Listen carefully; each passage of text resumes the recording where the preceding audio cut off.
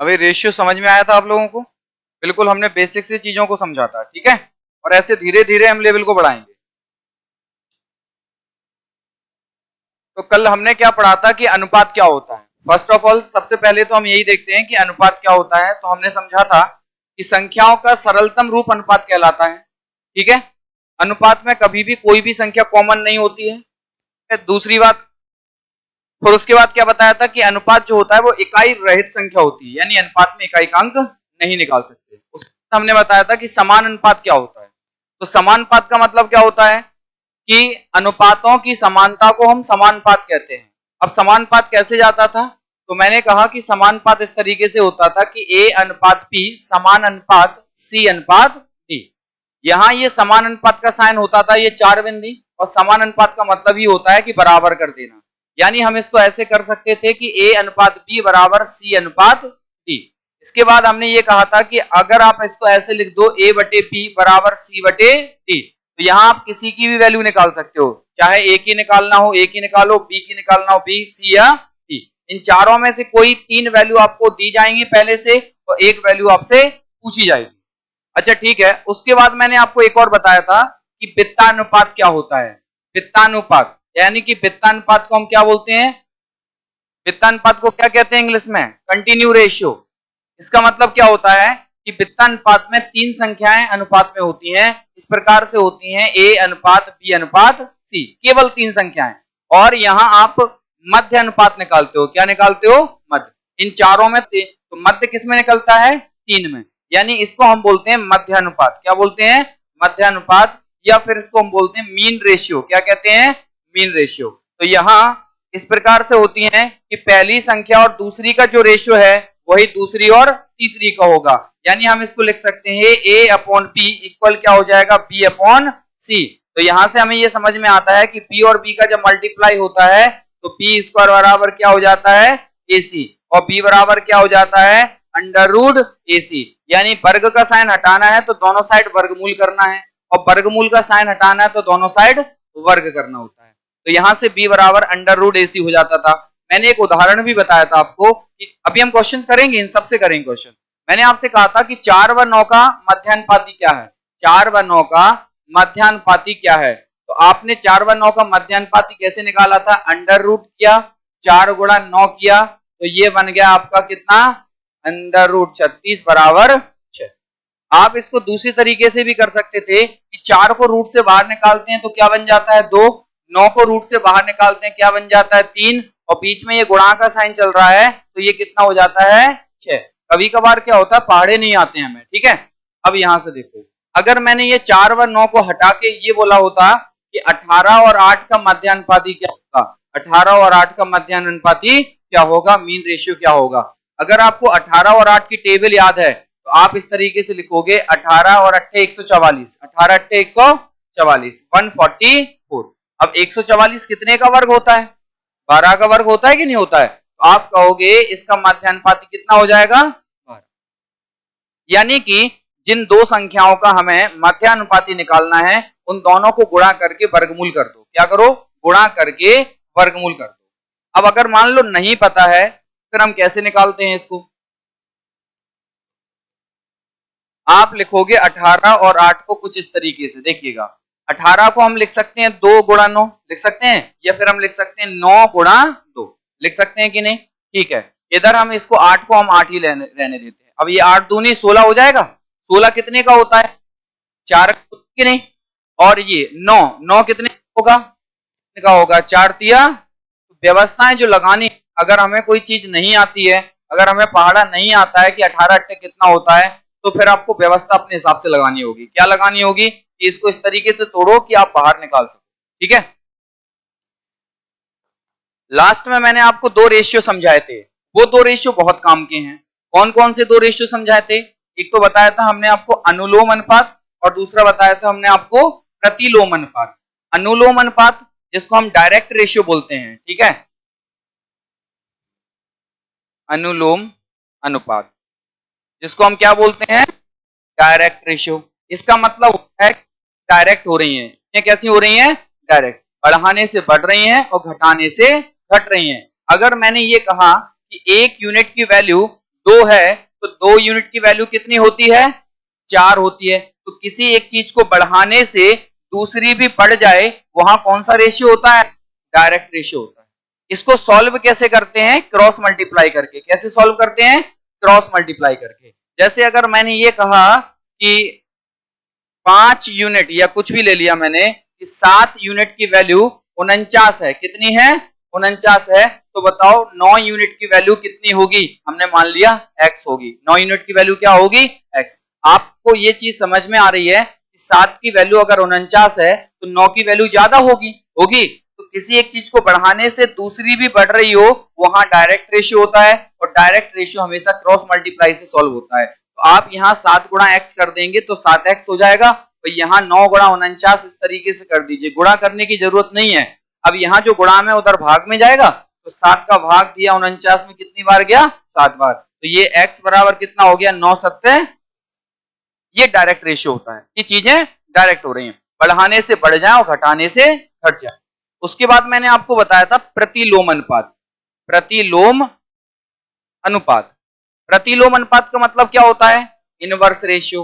और इनवर्स का मतलब क्या होता है? उल्टा कर देना, उल्टा कर देना। ठीक है। अब चीजें डायरेक्ट नहीं होंगी। अब चीजें डायरेक्ट नहीं होंगी। डायरेक्ट होने का मतलब है बढ़ाने से बढ़ रही हो, घटाने से घट रही हो। अब उल्टा होगा, बढ़ाने से घट रही हो और घटाने से बढ़ रही हो। ये सबसे बेस्ट उदाहरण मैंने आपको आदमियों से बताया। मैंने ये कहा कि 4 आदमी हैं। कितने आदमी हैं? 4 आदमी किसी काम को पूरा करने में, 4 आदमी किसी काम को पूरा करने में मान लीजिएगा 20 दिन का समय लेते हैं। कितने दिन का समय लेते हैं? 20 दिन का समय लेते हैं। तो एक आदमी अकेला उस काम को कितने समय में करेगा? तो आप यहां थोड़ा सा सोचो कि अगर 4 आदमी हैं, वो 20 दिन का समय ले रहे हैं, तो एक आदमी ज्यादा समय लेगा या कम? देखो बहुत सारे लोगों के 5 आंसर आ रहा होगा। क्या आ रहा होगा? 5 भी आ रहा होगा। मैंने ये कहा 4 आदमी किसी काम को 20 दिन में कर रहे हैं। आदमी ज्यादा है तो काम को करने में 20 दिन ले रहे हैं। अब अगर एक आदमी है तो काम को करने में ज्यादा समय लगेगा। अकेला रह गया ना तो काम लेट होगा। तो हमें ये चीज समझ में आ रही है कि किसी एक चीज को घटाने से दूसरी बढ़ती हुई नजर आएगी। हमें कैसी? बढ़ती हुई नजर आएगी। तो यहाँ इनवर्स रेशियो होता है। कौन सा रेशियो होता है? इनवर्स रेशियो होता है, यानी प्रतिलोम अनुपात होता है। यानी 4 आदमी किसी काम को अगर 20 दिन में करते हैं तो एक आदमी उस काम को मान लो x दिन में करेगा। अब अगर इनवर्स रेशियो है तो क्रॉस मल्टीप्लाई से सॉल्व नहीं होगा। ये कैसे होगा? ऊपर ऊपर का गुणा और नीचे का भाग दे दो। तो आपने यहाँ क्या किया? नीचे तो कुछ है ही नहीं है भाग देने के लिए, तो सिंपल सम कर देंगे 20 गुणा 4 यानी कि 80 दिन। वो कितने दिन में करेगा? 80 दिन। बात आई समझ में? नहीं आई? पक्का आ गई समझ में? तो मैंने ये कहा कि 4 आदमी थे, क्षमता ज्यादा थी, काम करने की क्षमता ज्यादा थी। जितने आदमी होंगे उतनी क्षमता से काम होगा, और जितने आदमी कम हो जाएंगे उतनी कम हो जाएगी क्षमता। अगर क्षमता ज्यादा है तो काम करने में समय कम लग रहा है, और क्षमता अगर कम कर दी आपने तो काम करने का समय बढ़ जाएगा। ये बाकी चीजें आप वर्किंग टाइम में देखोगे इसको। तो ये सारी चीजें मैंने आपको बता दी थी। आज हम इनसे केवल प्रैक्टिस करेंगे।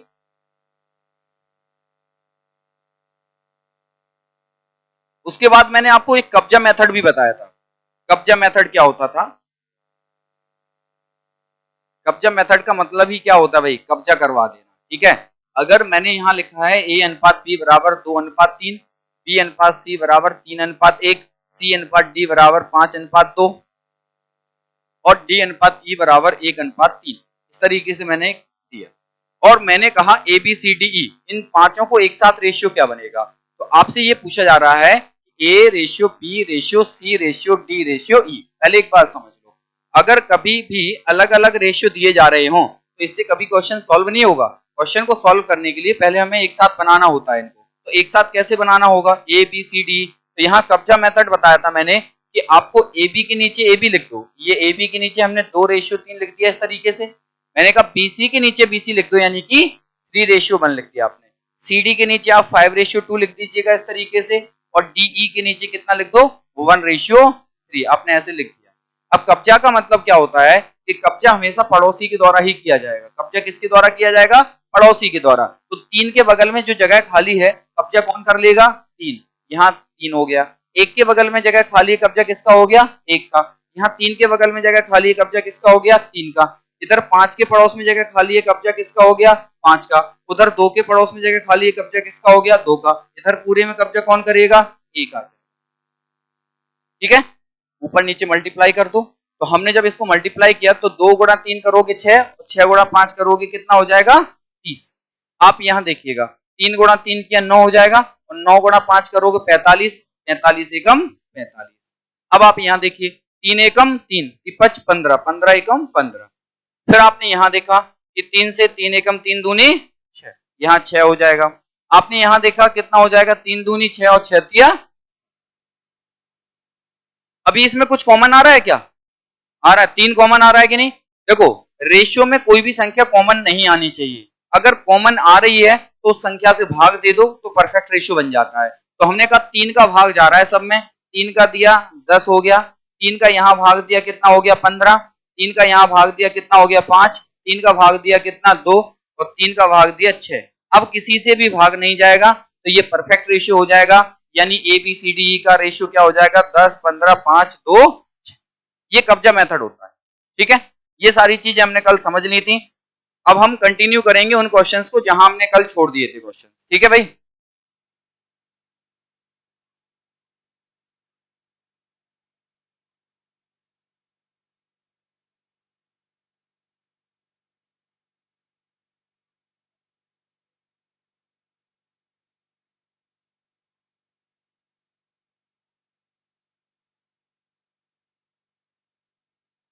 चलिए मैं क्वेश्चन दे रहा हूं। कल जो मैंने लास्ट में क्वेश्चन करवाया था आपको, सेम वही क्वेश्चन दे रहा हूं, करके बताइएगा।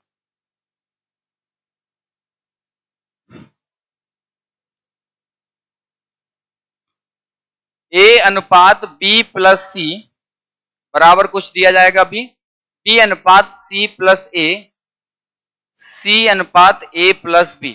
इसकी वैल्यू हम पूछेंगे आपसे। दिया ये जा रहा है 1 अनुपात 2, और इसकी वैल्यू है 1 अनुपात 3। तो हमें बताना है C ratio A plus B की वैल्यू क्या होगी। फर्स्ट क्वेश्चन ये है। सेकंड करते जाइएगा। कौन सा वाला? ये सेम हो गया था, ये वाला हो गया था। चलो, हो गया था, हटा दो इसको, वैल्यू को हटा दो, दूसरा देख लेते हैं।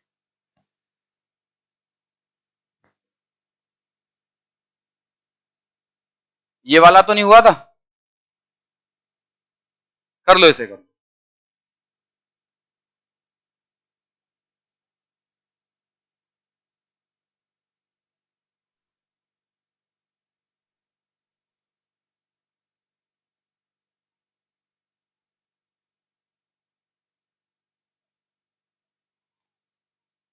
देखो, अगर चीजें आने लगे ना तो ये मत सोचो कि हमें आता है, स्पीड बनाओ, और अगर नहीं आ रही है तो सीखने की कोशिश करो,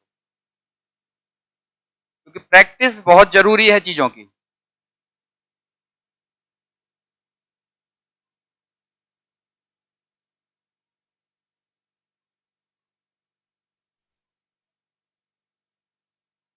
पहले ये 2 क्वेश्चन कर लो जल्दी से।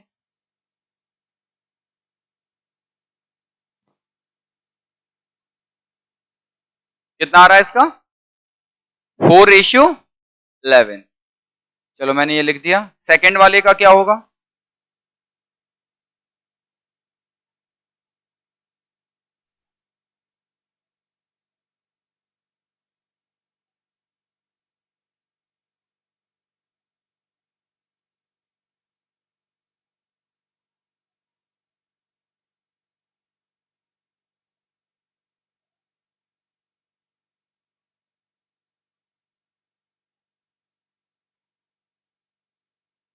To ratio three.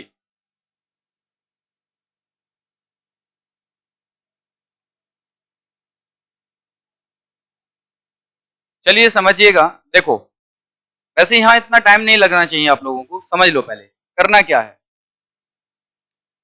ये 2:3 सभी का आ रहा है क्या? चलो समझ लेते हैं चीजों को।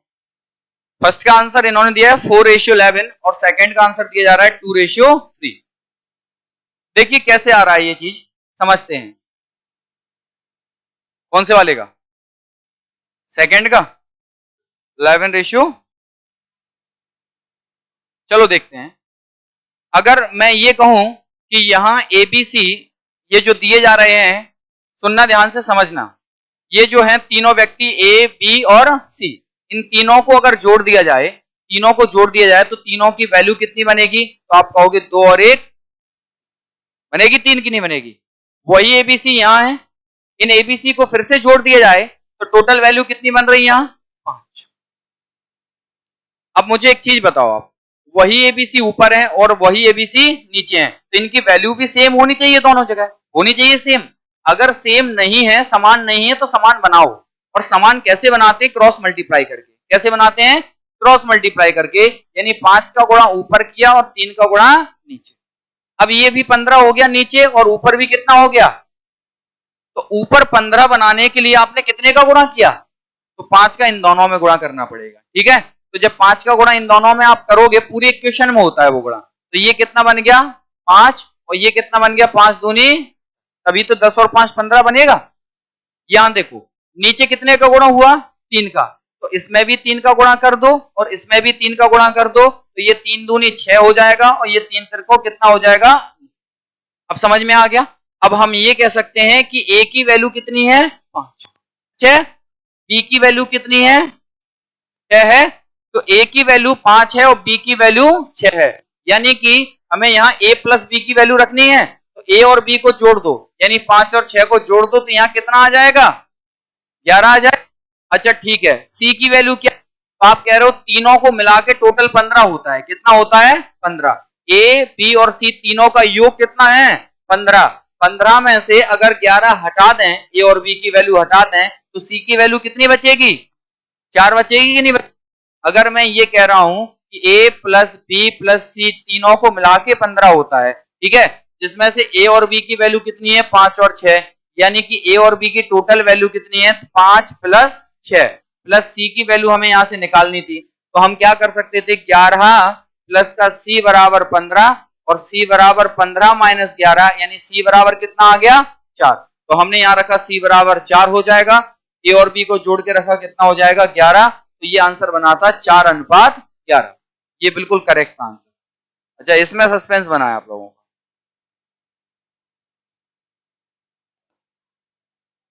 इसका ये वाला आ रहा है आपका, ये किसका था?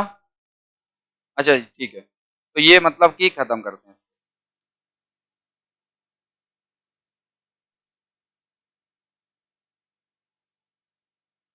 देखो, ये क्वेश्चंस डायरेक्ट तो बहुत कम आते हैं, कभी कभार आए, लेकिन ये किसी क्वेश्चन का स्टेप बन जाते हैं। ये बड़ा सा क्वेश्चन दिया, उसमें एक ये स्टेप बन जाते हैं जिसको सॉल्व करना हम पहले से सीख रहे हैं। अब मैंने ये कहा कि एबीसी अगर तीनों को जोड़ा जाए तो यहां कितना हो रहा है? 3 और 1 4। यहां एबीसी तीनों को जोड़ा जाए तो कितना हो रहा है? और वही एबीसी ऊपर है, वही एबीसी नीचे है, तो दोनों की वैल्यू भी सेम होनी चाहिए। तो सेम अगर नहीं है तो सेम बनाओ। कैसे बनाया जाए समान? इनको क्रॉस गुणा करके, तो ऊपर 5 का गुणा हो जाएगा और नीचे, तो ऊपर 5 का गुणा हुआ तो ये ऊपर 20 हो गया, नीचे 4 का गुणा हुआ तो नीचे भी कितना हो गया? ठीक है। अब हम ये कह सकते हैं कि ए बी और सी तीनों की टोटल वैल्यू कितनी है? 20। ठीक है। अब ये देखो, 5 का गुणा अगर यहां हुआ तो यहां भी करना पड़ेगा और यहां भी करना पड़ेगा, पूरी इक्वेशन में होता है फिर वो। 5 एकम 5 बन जाएगा ये, और ये 5 दिया कितना बन जाएगा? 15। पूरे इक्वेशन में होता है। नीचे 4 का गुणा हुआ तो यहां भी 4 का गुणा हुआ और यहां भी, तो ये 4 बन गया, तो ये कितना बन गया? 16। अब हमसे यहां कहा गया है कि ए और बी को जोड़ के रखो, ए और बी को जोड़ के रखो। ए की वैल्यू कितनी है? 5। बी की वैल्यू कितनी है? 4। दोनों को जोड़ दो, 5 और 4, तो हमने यहां 9 रख दिया। ठीक है भाई। अब यहां से समझो, मैंने कहा कि तीनों को मिला के ए बी और सी का योग कितना हो रहा है? 20 हो रहा है। 20 हो रहा है। 20 में से ए और बी का हिस्सा 9 घटा दो, तो सी का हिस्सा कितना बचेगा? तो आंसर आ जाएगा 11:9। ये बिल्कुल सही है।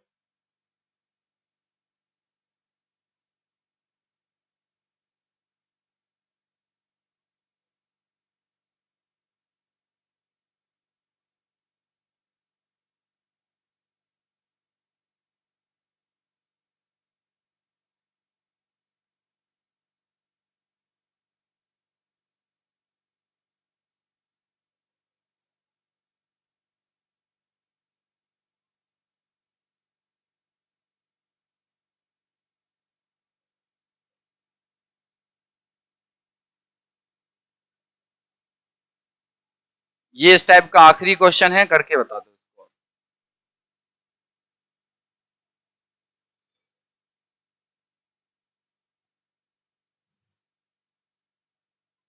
कितना हो जाएगा? 2:, वेरी गुड।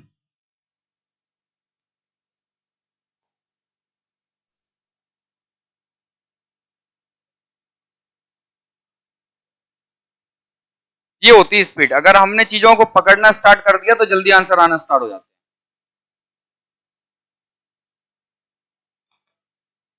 कितना आ रहा है? 2:5।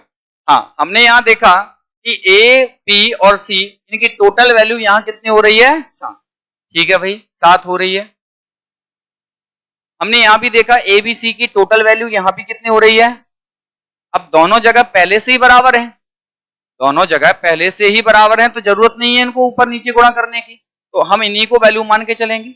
अब हमसे कहा गया है कि सी और ए, sorry C ratio A plus B बताना है, तो हम कहेंगे ए और बी की वैल्यू कितनी होगी जोड़ के, तो आप कहोगे 2 और 3, अपने यहां लिखा 5। यहां सी की वैल्यू क्या होगी? आप कह रहे हो टोटल तो 7 होता है, टोटल कितना होता है? 7। अगर टोटल 7 है, 7 में से 5 घटा दें तो सी की वैल्यू कितनी बचेगी? तो यहां से आंसर हो जाएगा 2:।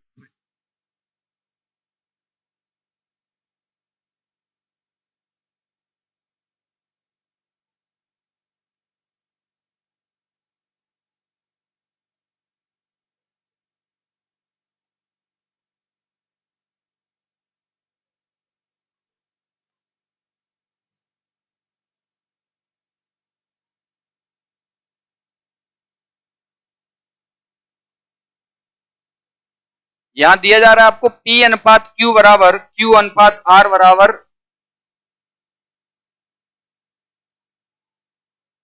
नहीं ये दूसरा क्वेश्चन देते हैं। P अनुपात Q बराबर है R अनुपात S बराबर है T अनुपात U, और बराबर इन्होंने दिया है 2:3, 2:3। इस तरीके से ये क्वेश्चन दिया इन्होंने। फिर इन्होंने आपसे पूछा है कि MP plus NQ, sorry NR plus OT ratio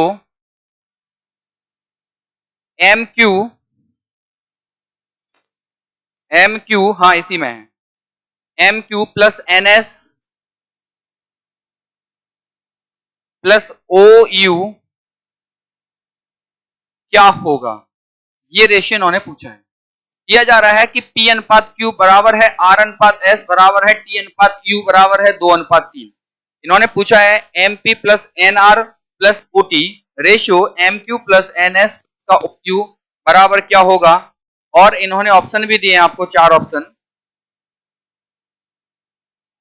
1:3, 1:2, 2:3 and 3:2। ये 4 ऑप्शन भी दिए हैं।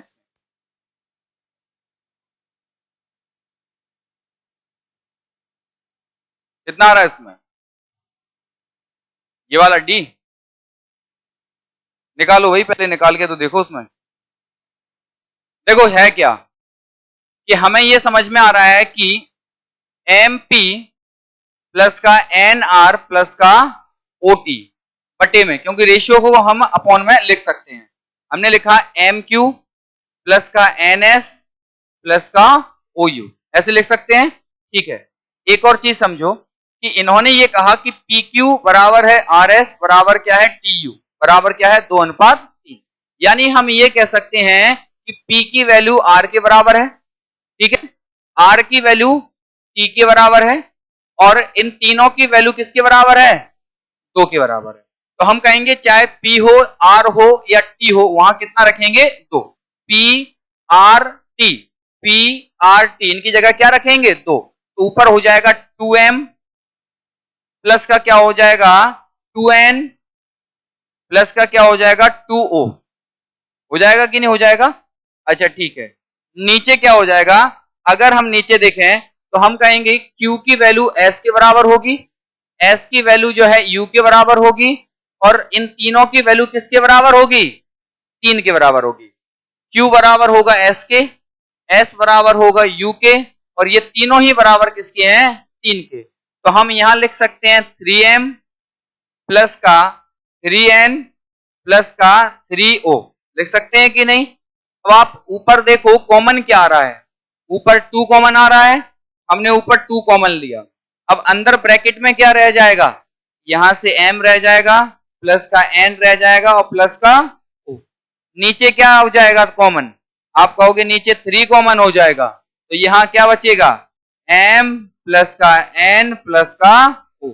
अब हमें पता है कि ये पूरा इससे कैंसिल हो जाएगा, तो आंसर वही आ जाएगा जो ऊपर था। आंसर क्या हो गया? 2:3, इसलिए ये आंसर बन जाएगा आपका सी।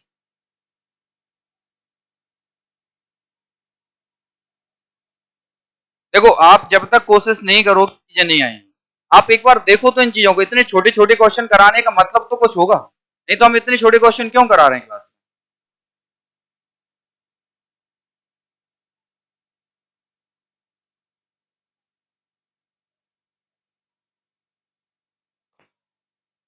ये जो सारी चीजें आपको करने जा रही है ना, बहुत आगे की सोच के करवा रहा हूं मैं आपको, बिल्कुल एंड देख रहा हूं मैं, एंड में क्या करना है।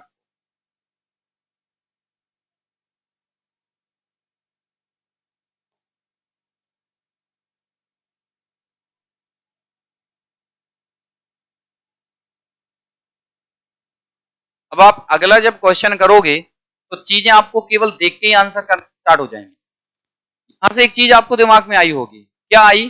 कि जब भी ऐसा कभी कोई क्वेश्चन आता है बराबर में जा रहा हो और कोई वैल्यू देते हैं, तो यही आंसर बन जाता है।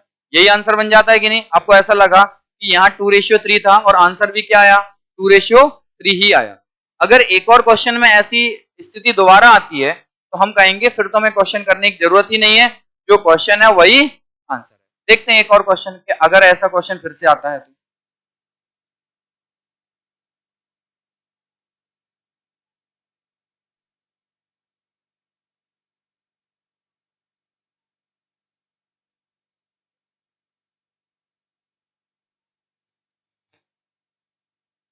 इन्होंने क्वेश्चन दिया है कि A/B इक्वल है C/D, sorry A/B equal C/D equal है E/F, और ये तीनों ही इक्वल है 1:2। फिर इन्होंने पूछा है आपसे कि PA प्लस का QC प्लस का RE अनुपात PB प्लस का QD और प्लस का है RF, इसकी वैल्यू क्या होगी? इन्होंने ये वैल्यू आपसे पूछी है। हाँ, और ऑप्शन इन्होंने 4 दिए हैं आपको, 4 ऑप्शन हैं। देखिए पहला ऑप्शन जो दिया है इन्होंने, पहला ऑप्शन है P अनुपात Q प्लस R होगा क्या इसका आंसर? दूसरा ऑप्शन इन्होंने दिया है कि P प्लस का Q अनुपात R होगा क्या इसका आंसर? तीसरा ऑप्शन दिया इन्होंने 2:3 होगा क्या? और चौथा ऑप्शन इन्होंने दिया है कि 1:2 होगा क्या इसका आंसर? ये 4 दिए जा रहे हैं।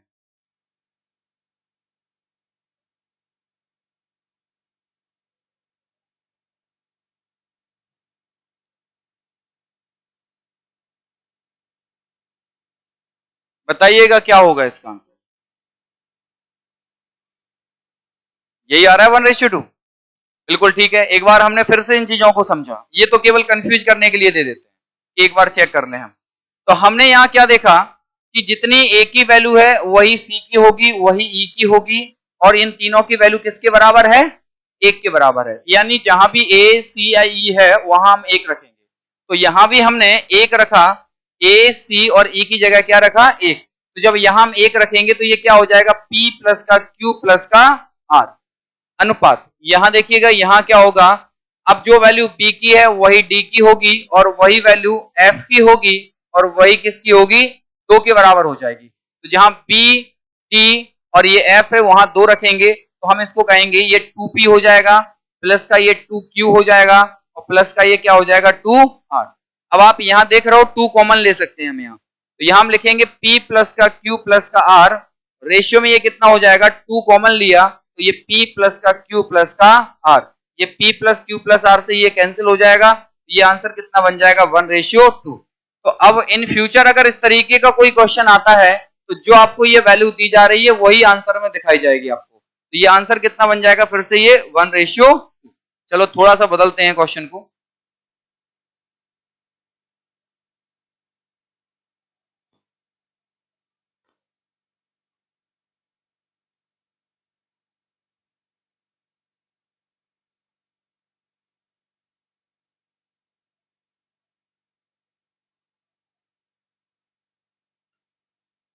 A/B इक्वल है C/D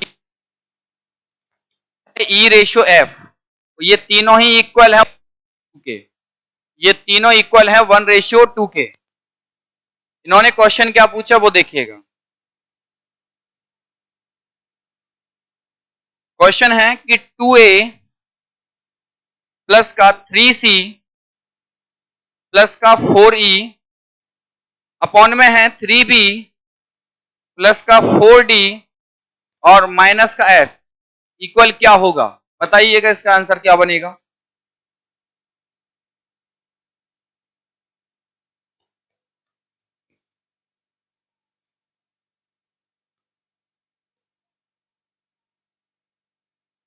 कितना 3:4। Very good.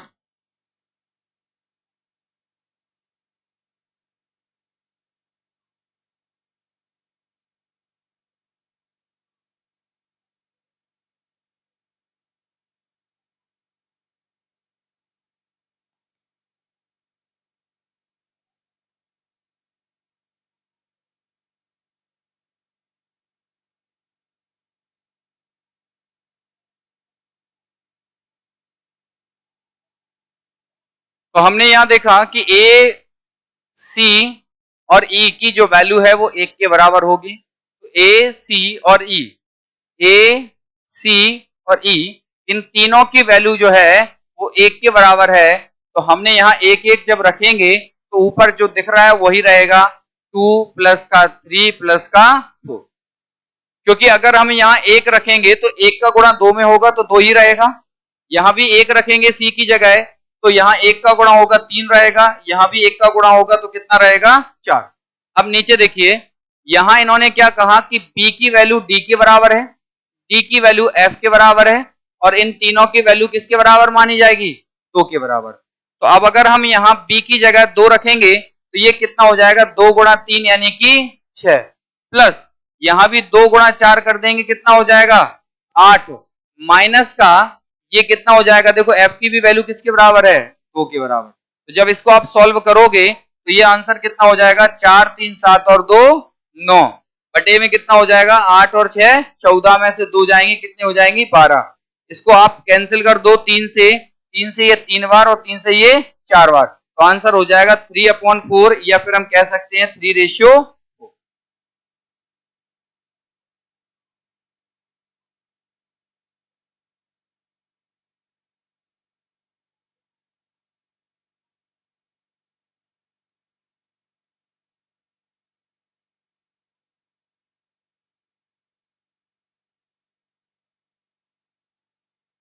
ए प्लस बी अनुपात बी प्लस सी अनुपात सी प्लस ए बराबर है 6:7:8 तथा ये यदि में दिया जा रहा है इफ, है ना, तथा ए प्लस बी प्लस सी बराबर है 14 तो सी की वैल्यू क्या होगी ये पूछा जा रहा है। ए प्लस बी प्लस सी बराबर है 14 तो सी की वैल्यू क्या होगी।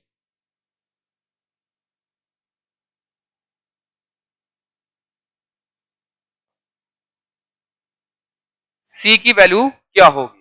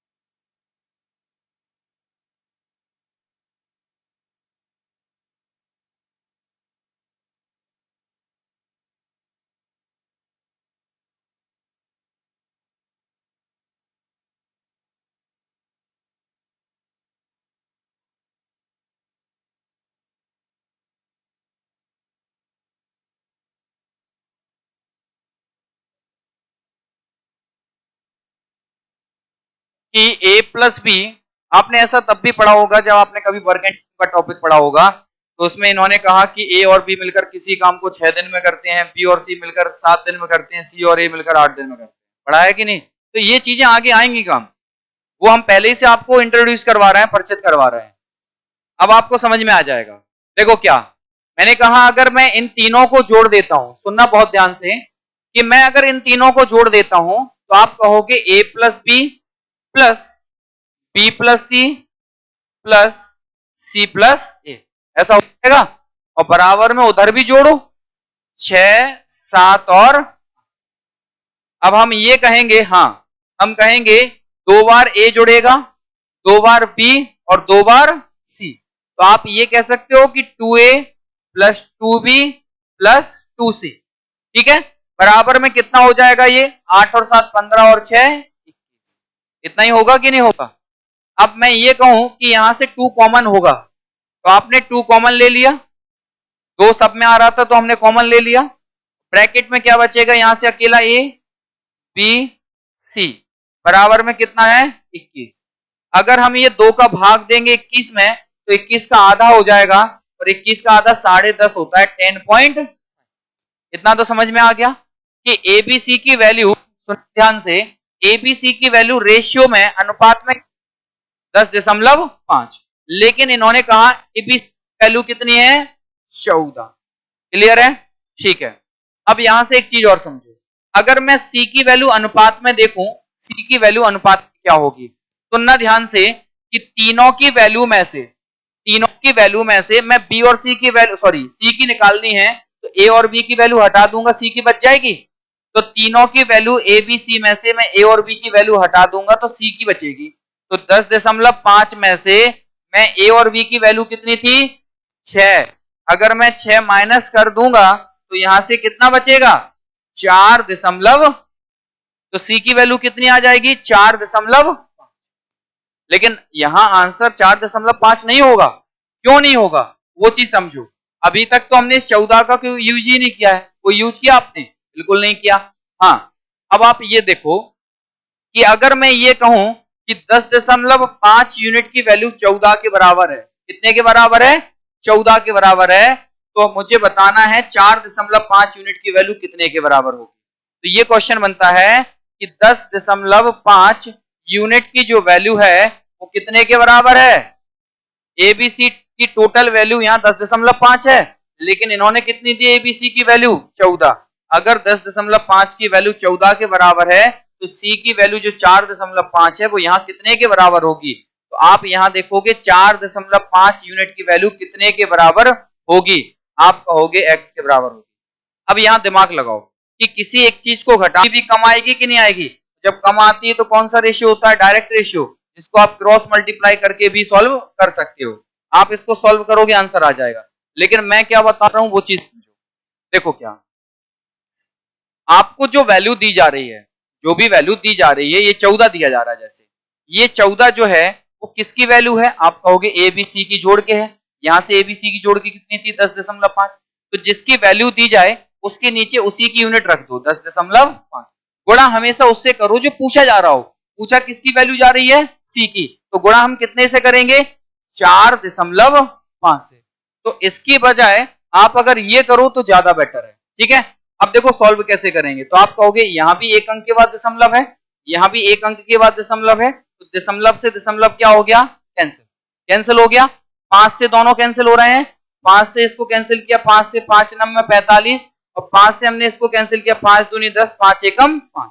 7 से हाँ 7 से 7 दूनी, सॉरी 7 किया 21, और 7 से 7 दूनी 14, 3 से इसको कैंसिल कर दो कितना, तो 3 दूनी, तो आप कहोगे सी की जो वैल्यू होगी वो कितनी होगी। अब आप ये कह रहे होगे सर ये बहुत बोरिंग क्वेश्चन हो गया, हालांकि ये बहुत इजी क्वेश्चन है, लेकिन अभी मैं पहला क्वेश्चन समझा रहा था इसलिए पूरे स्टेप खोल दिए थे मैंने। क्वेश्चन कर लो पहले एक बार नोट, क्योंकि वर्क एंड टाइम ये आपको हेल्प करेगा। अब मैं इसी के आधार पे आपको 2019 की मेंस में जो क्वेश्चन आया था वो अभी मैं बताता हूं कि किस टाइप का है।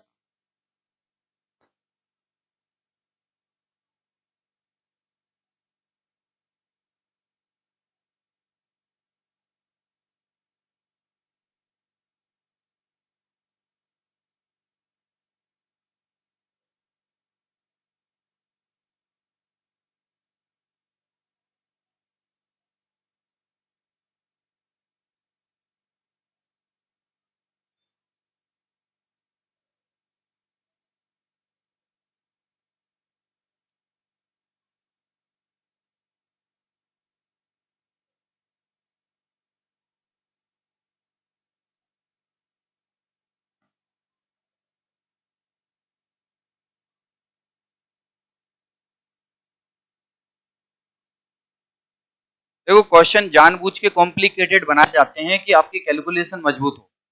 हम यहाँ चाहते तो यहाँ 14 की जगह डायरेक्ट 21 रख सकते थे, या ऐसी कोई वैल्यू रख सकते थे जो कि डायरेक्ट 10.5 से डिविजिबल हो।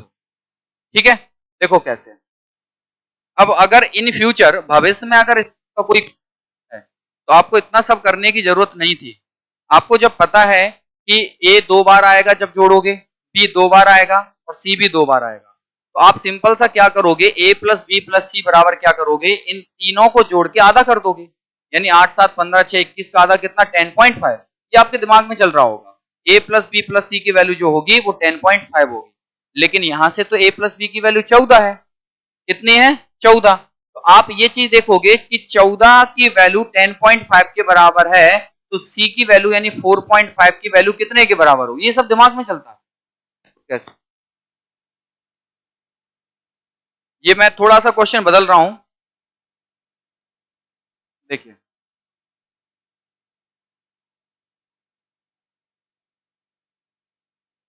अगर दोबारा इस टाइप की कभी कोई स्थिति बनती है, किसी भी टॉपिक में बने, यहां मैंने दे दिया ए बी सी बराबर कितना है 21, तो सी की वैल्यू क्या होगी। तो सुनना ध्यान से कि मुझे चीज क्लियर है कि यहां से ए बी सी का योग दिया जा रहा है, तो जो दिया जाता है, सुनना ध्यान से, जो दिया जाता है उसके नीचे उसी की यूनिट रखनी होती है।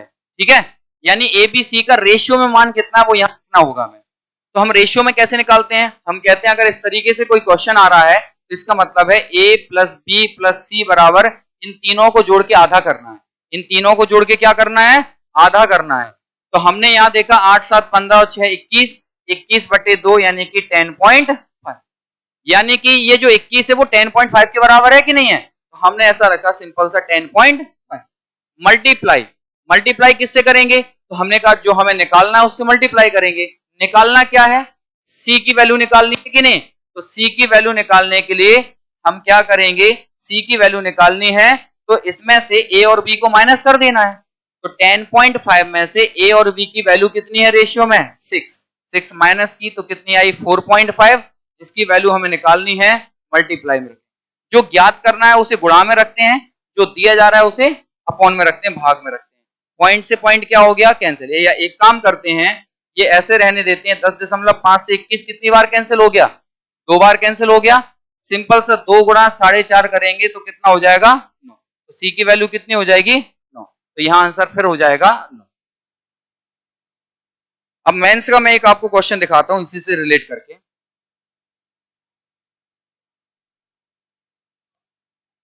ये 2019 में आया था, ज्यादा पुराना भी नहीं है, सीजीएल में 2019 में आया था। देखिए कि a प्लस बी अनुपात b प्लस सी अनुपात c प्लस ए इक्वल है 7:6:5। इन्होंने ये दिया है, ठीक है। और इन्होंने दिया है कि a प्लस बी प्लस सी बराबर है 27। a प्लस बी प्लस सी बराबर है 27, तो 1/a रेशियो 1/b जो 1/c की वैल्यू क्या होगी, ये पूछा गया है। 1/a ratio 1/b ratio 1/c की वैल्यू क्या होगी, ये क्वेश्चन पूछा जा रहा है। आप लोग फाइंड करना है आपको। मैं यहां 4 ऑप्शन भी दे रहा हूं आपको, सभी को करना है ये क्वेश्चन सॉल्व।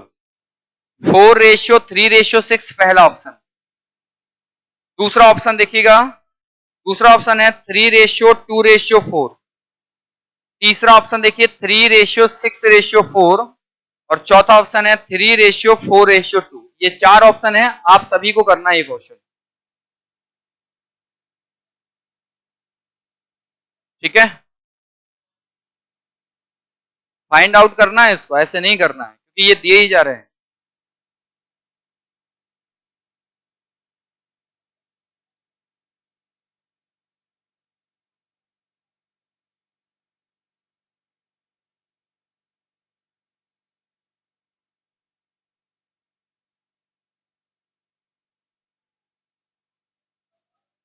कितना आ रहा है, पक्का डी आ रहा है, ऐसे नहीं करना यार। ये 2019 मेंस का क्वेश्चन है, लॉजिक तो होगा कुछ, इतना आराम से नहीं आएगा। वो लॉजिक क्या है वो चीज समझो ना यार। कितना ए आ रहा है? Very good.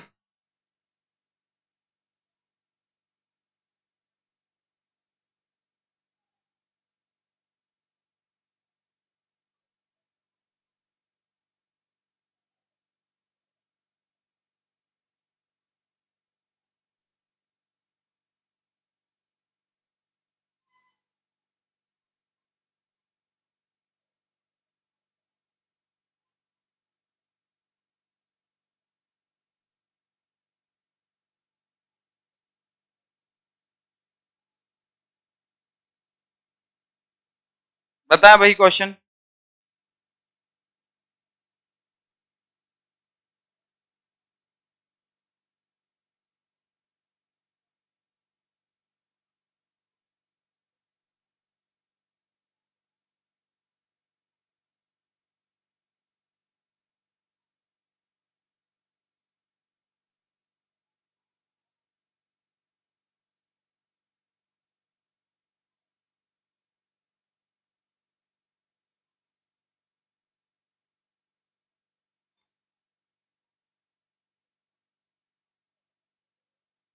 यदि ए प्लस बी अनुपात बी प्लस सी अनुपात सी प्लस ए बराबर है 7:6:5 और ए प्लस बी प्लस सी बराबर 27 है, तो 1/a ratio 1/b ratio 1/c की वैल्यू क्या होगी?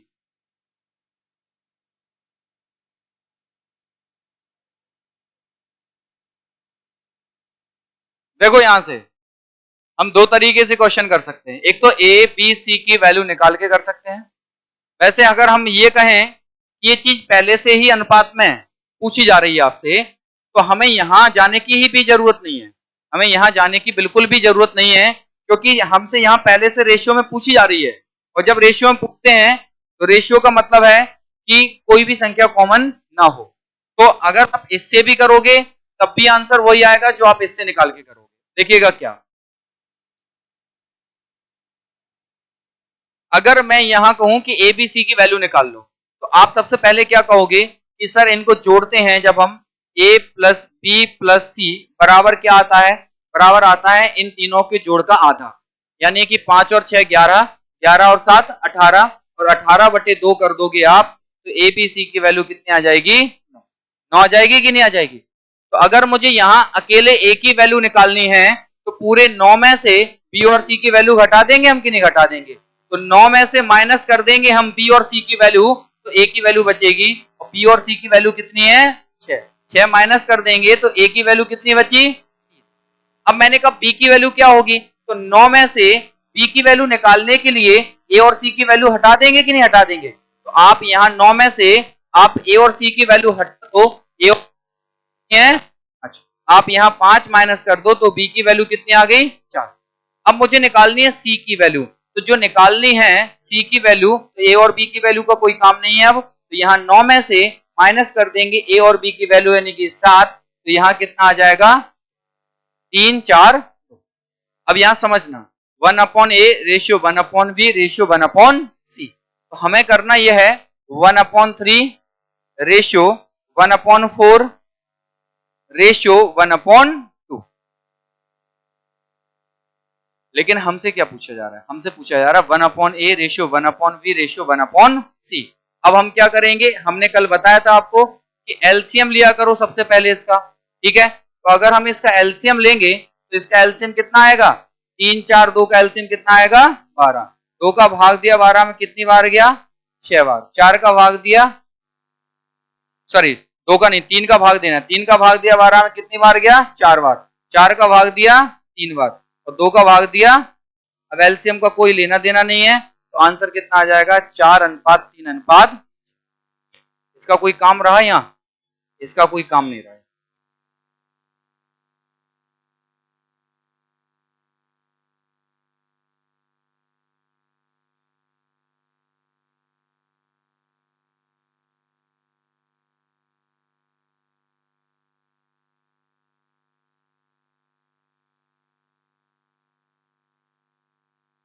अब ये तो था ठीक है सीजीएल का क्वेश्चन, लेकिन हमने क्या सीखा वो चीज हमें दोबारा से मैं क्वेश्चन को बदलूंगा यहीं पे।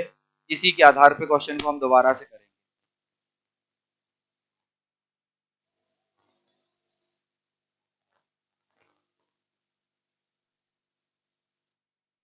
ये अगर मैं ये नहीं पूछता, सुनना, अगर मैं ये नहीं पूछता,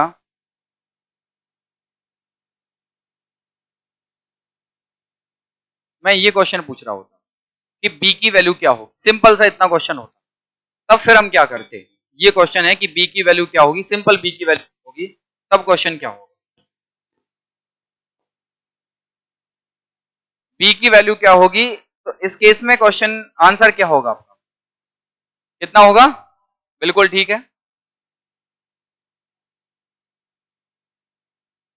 किसी की भी निकाल सकते हो आप।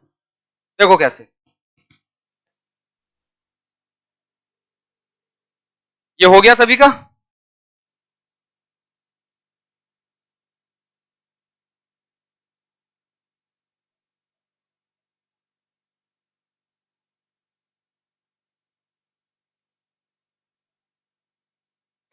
देखो बिल्कुल ठीक है। देखो क्या, तो मैंने एक चीज आपको बताई है कि अगर आपसे बी की वैल्यू पूछी जा रही है, सबसे पहले वो देखा करो जिसकी वैल्यू आपको दी जा रही है।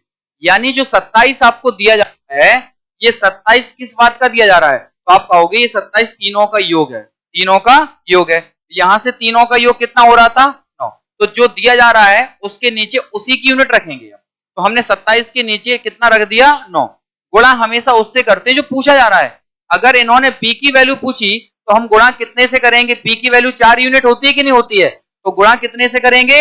4 से। तो ये कितना हो जाएगा? 9 से 9 तिया 27, 3 गुणा 4 कर देंगे, पी की वैल्यू कितनी हो जाएगी? 12। इसी केस में अगर आपसे पूछा जाता है ए की वैल्यू क्या होगी, तो ए की वैल्यू के लिए हम गुणा कितने से करते? 3 से गुणा करते हैं। यहां कितने से करते? तो अगर हमसे पूछा जाता है ए की वैल्यू क्या है, तो हम करते 27/9 गुणा ए की वैल्यू पूछी जा रही है, तो गुणा कितने से होगा? 3 से। तो ये 9 से 9 तिया 27, 3 गुणा 3 कर देंगे, कितना हो जाएगा? पूछी जाती सी की वैल्यू क्या है, तो हम 27/9 करने के बाद गुणा कितने से करते? सी के लिए 2 से करते हम यहाँ। तो ये कितना हो जाता है? ये 9 से 9 तिया 27 और 3 दूनी।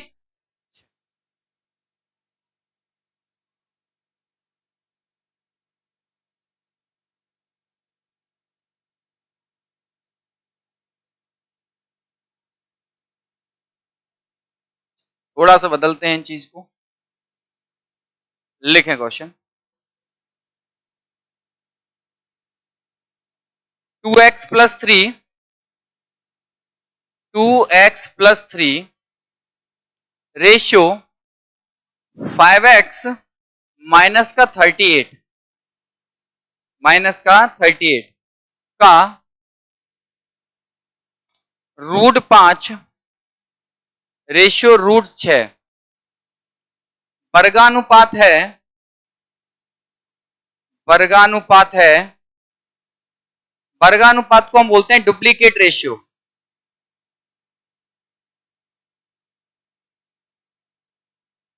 ठीक है, का वर्गानुपात है, तो x का मान क्या होगा? तो x का मान क्या होगा?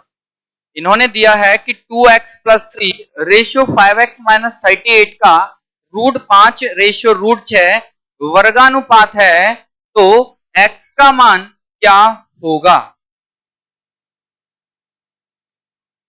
ऑप्शन दिए जा रहे हैं आपको।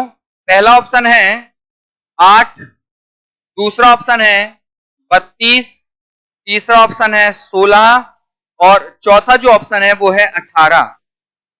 तो डुप्लीकेट रेशियो दिया जा रहा है, तो x का मान क्या होगा?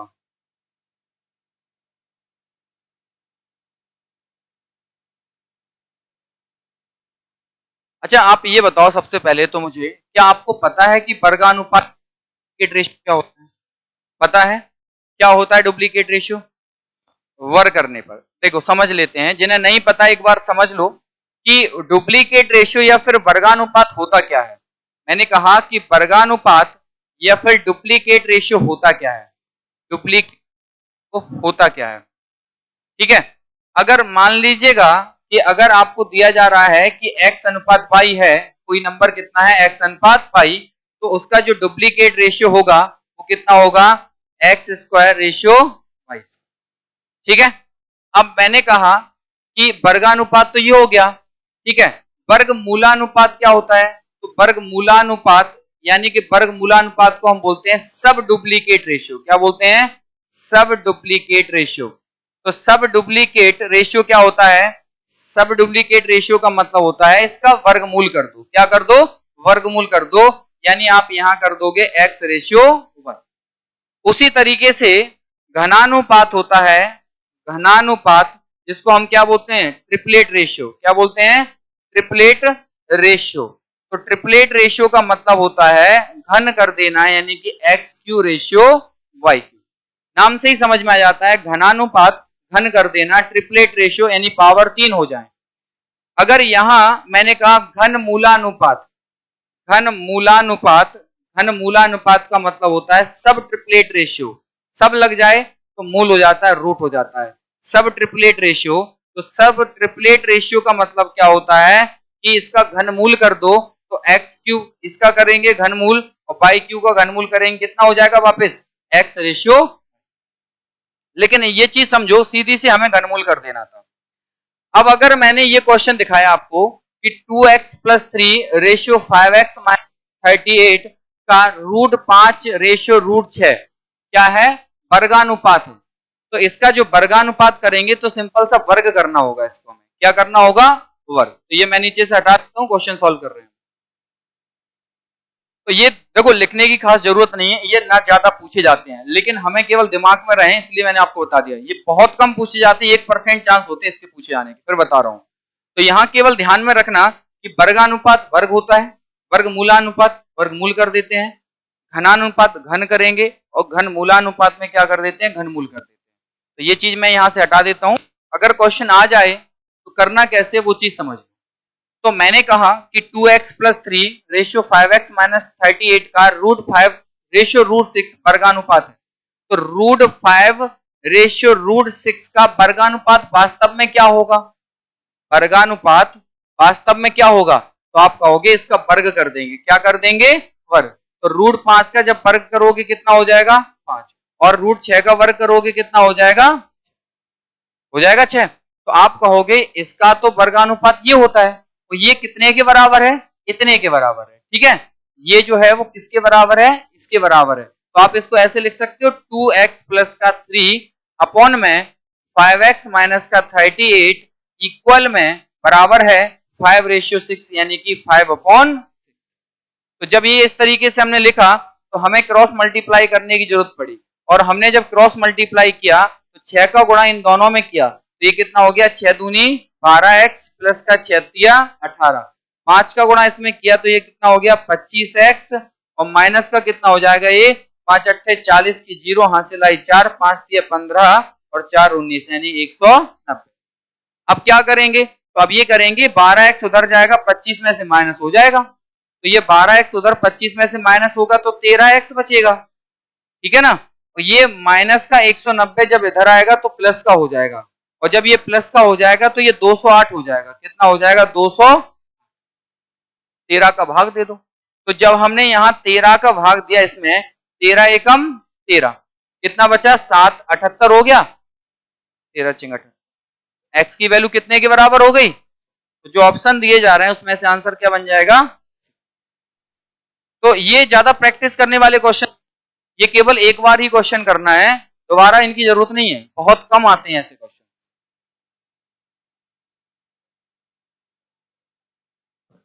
और मैं भी इनको ज्यादा पढ़ाता नहीं हूं, लेकिन आपको मैं एक ही क्वेश्चन बता रहा हूं, सबसे एक वर्ग से बता रहा हूं, एक घन से बता दूं। यूपीएसआई में अगर आप फॉर्म डालोगे तो उसमें जरूर ऐसे क्वेश्चन पूछे जा सकते हैं, क्योंकि ये पिछले पेपर का ही क्वेश्चन है यूपीएसआई।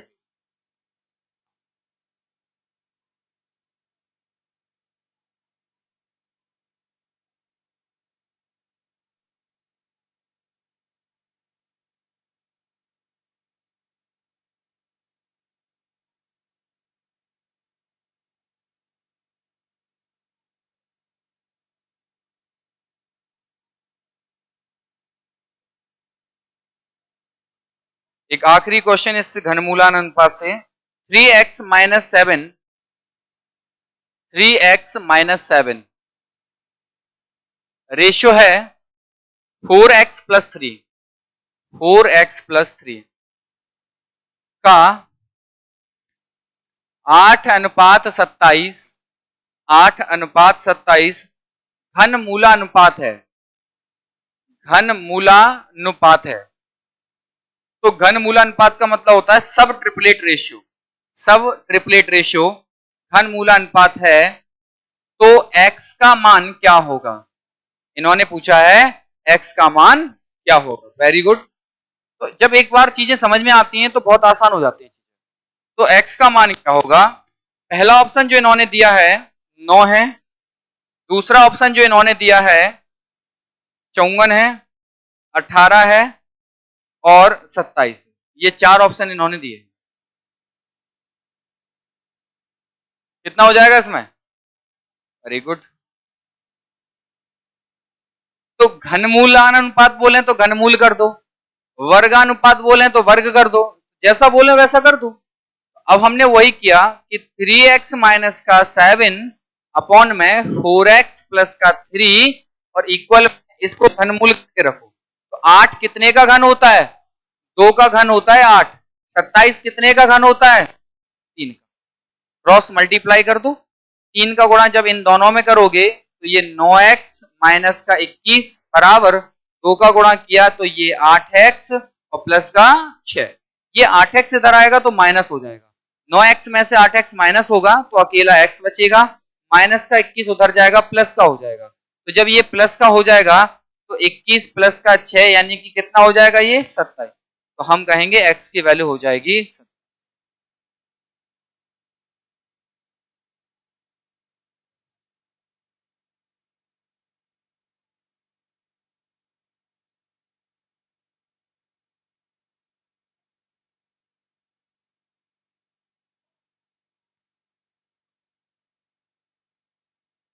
3 प्लस का √2 रेशियो, अच्छा ये रेशियो नहीं है, मीन रेशियो में निकाल रहा है। 3 प्लस का √2 और 12 माइनस √32, 12 माइनस का √32 का मध्यानुपाती क्या होगा? का मध्यानुपाती क्या होगा? का मध्यानुपाती क्या होगा? मीन रेशियो क्या होगा? मध्यानुपाती से मतलब होता है कि मीन रेशियो निकालना।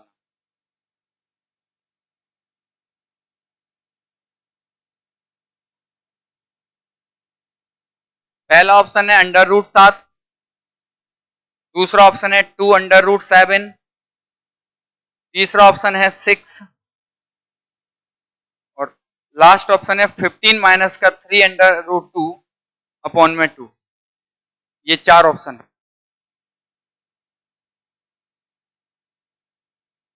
इसके बाद हमारा टाइप बदल देंगे, ये आधारित क्वेश्चन थे जो बेसिक क्वेश्चन से उनको हटा देंगे। बताएं भाई इसका आंसर क्या होगा कि 3 प्लस का √2 और 12 माइनस का √32 का मीन रेशियो क्या होगा, यानी मध्यानुपाती क्या होगा?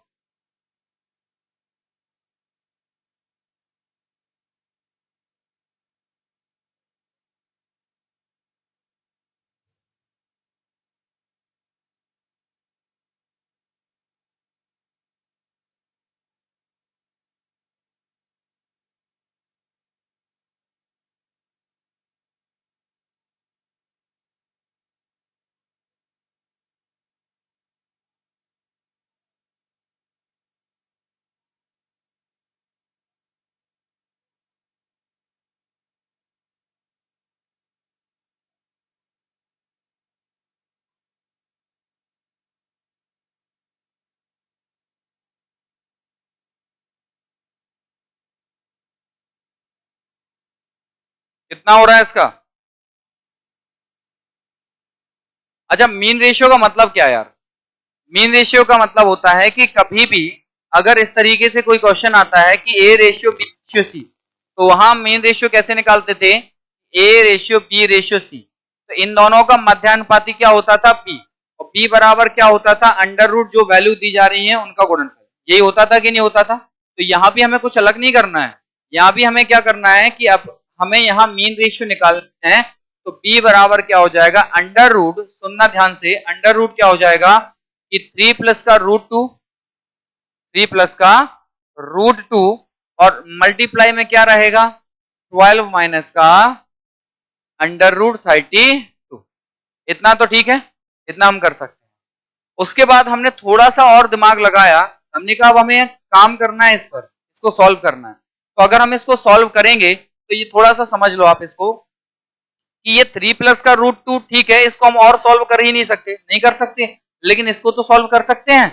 तो इसको हम क्या से कर सकते हैं सॉल्व, हम कहेंगे कि अगर साइड से कर लेते हैं इसको कि 12 माइनस का रूट 32 है, ठीक है भाई।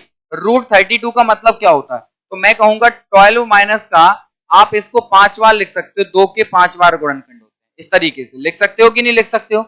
आप जोड़ा बना के बाहर निकालोगे, 1 2 बाहर आ जाएगा, 2 2 बाहर आ जाएंगे, 2 दूनी 4, 4 बाहर आ जाएगा इसमें से, रूट में क्या अकेला 2 बचेगा कि नहीं बचेगा। अब आप कहोगे सर दोनों में 4 कॉमन ले सकते हैं, अगर हमने यहां से 4 कॉमन ले लिया तो अंदर क्या बचेगा, तो आप कहोगे 4 का भाग 12 में दोगे 3 बचेगा, और माइनस का कितना हो जाएगा, 4 का भाग इसमें दोगे तो अकेला कितना बचेगा, रूट। इतना आएगा कि नहीं आएगा। तो हमने इसको ऐसे लिखा कि 4 ब्रैकेट में 3 माइनस का रूट। ये जो 4 है ना, इस 4 को मैं यहां से हटा के ऐसे लिख सकता हूं, ब्रैकेट इंटू 4 लिख सकता हूं कि नहीं लिख सकता हूं। अब एक फॉर्मूला बनता है, आपने शायद पढ़ा होगा, a plus B into A minus B, A plus B into A minus B. तो ये फॉर्मूला क्या कहता है, a plus B into A minus B बराबर होता है ए स्क्वायर माइनस, होता है कि नहीं होता है, तो ये अंदर ही होगा। तो हमने इसको ऐसे कर दिया, ए स्क्वायर यानी 3 का स्क्वायर, और 3 का स्क्वायर कितना हो जाएगा 9, प्लस बी स्क्वायर यानी रूट 2 का स्क्वायर कितना हो जाएगा 2, हो जाएगा, ठीक है। इसको हमने ऐसे लिख दिया। अब इसके बाद क्या हो रहा है, इसके बाद मल्टीप्लाई में कितना जा रहा है, ये मल्टीप्लाई में है 4। एक सेकंड सॉरी ये क्या होगा माइनस ए स्क्वायर माइनस बी स्क्वायर, यानी यहाँ क्या आएगा माइनस। अब यहां से कितना हो जाएगा, आप जब इसको सॉल्व करोगे तो ये 9 माइनस 2 कितना हो जाएगा 7, और ये 4 जो है रूट से बाहर आ जाएगा, कितना बन जाएगा 2, 4 बाहर आके कितना बन जाएगा 2, लेकिन ये 7 तो बाहर नहीं आ सकता, तो इसको हमने 7 को रूट में ही छोड़ दिया, तो आंसर कितना बन जाएगा 2 रूट 7। कर लो इसे एक बार नोट कर लो, फिर से समझा दूंगा।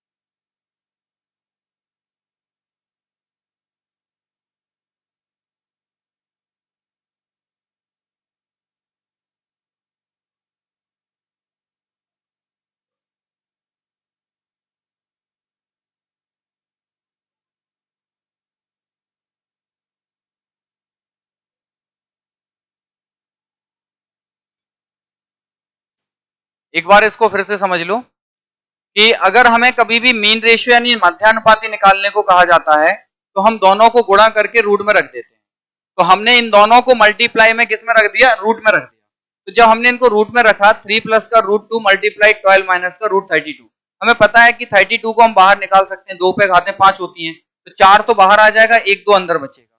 तो हमने यहाँ 4 बाहर निकाल लिया, 1 2 अंदर बचा, तो इसको साइड से हमने इस तरीके से सॉल्व किया। तो ये 12 माइनस 4 रूट 2 में 4 दोनों में कॉमन आ रहे थे, तो हमने 4 को कॉमन लिया, अंदर क्या बचा, तो 4 का भाग 12 में दिया, 3 बचा, यहाँ 4 का भाग इसमें दिया, रूट 2 बचा। तो इसको हमने जैसा कि तैसा यहाँ लिख दिया। अब हमने देखा यहाँ फॉर्मूला बन रहा था a plus B into A minus B, तो a plus B into A minus B से मतलब होता है A square minus B square, यानी 3 का स्क्वायर कितना हुआ 9, माइनस रूट 2 का स्क्वायर कितना हुआ 2, 9 में से 2 जाएगा रूट 7 हो जाएगा, लेकिन ये 4 जो है रूट में ये बाहर बन गए कितना 2, कितना बन गया 2, 7 तो बाहर निकल नहीं सकता, इसलिए आंसर रह जाता है 2 ब्रैकेट में √7।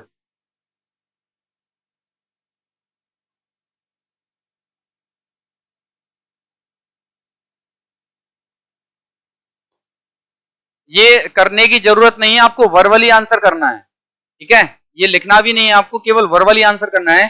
0.02 और 0.32, ठीक है, इसका मध्यानुपाती क्या होगा, मीन रेशियो क्या होगा? 0.02 और 0.32 का मध्यानुपाती क्या होगा, कितना होगा? 0. बिल्कुल ठीक है, 0.02 और 0.32 का मध्यानुपाती क्या होगा, मतलब मीन रेशियो क्या होगा? तो हाँ, कितना होना चाहिए? 0.8, सही है ये?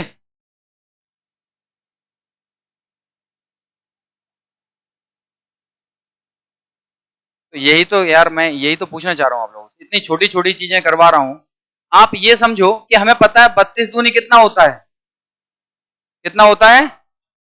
हमें पता है कि जब भी मध्यानुपाती निकालना हो तो गुणा करना पड़ेगा, क्या करना पड़ेगा? तो हमने इसको रूट में रखा सबसे पहले, जब हमने इन दोनों को गुणा किया तो 32 दूनी कितना हुआ 64, लेकिन दशमलव कितने अंकों के बाद है? 2 अंकों के बाद यहाँ है, 2 अंकों के बाद यहाँ है, तो यहाँ 4 अंकों के बाद दशमलव हो जाएगा, देखो कैसे, 0.02 मल्टीप्लाई 0.32। अगर हम इसको सॉल्व करेंगे तो हमें ये पता है कि 32 दूनी 64 तो हमने लिख दिया, लेकिन दशमलव टोटल 4 अंकों के बाद लगेगा, तो यहाँ 4 अंक कैसे बनाए जाएं? ऐसे आपने 4 अंक बना लिए, ये हो गया। लेकिन जब 64 बाहर आएगा तो 64 कितने का होता है? 8 का, और दशमलव आधे अंकों के बाद रह जाता है। अंदर अगर 4 अंकों के बाद दशमलव था तो बाहर 2 अंकों के बाद दशमलव लगेगा, तो 2 अंक कैसे बनाए जाएं? आपने ऐसे एक जीरो लगा दिया और यहां से दशमलव लगा दिया, तो आंसर हो जाएगा दशमलव का 0.8, या फिर बोल सकते हो 0.08, ये आंसर हो जाएगा आपका। बाकी चीजें हम कल कंटिन्यू करेंगे इसमें। कल हम एक इसमें ये जो बेसिक सी चीजें थी ये मुझे बतानी होती थी, अब हम किताब से या कोई भी जो प्रीवियस पेपर्स हैं उनसे हम क्वेश्चंस उठाएंगे, ठीक है, टाइप वाइज।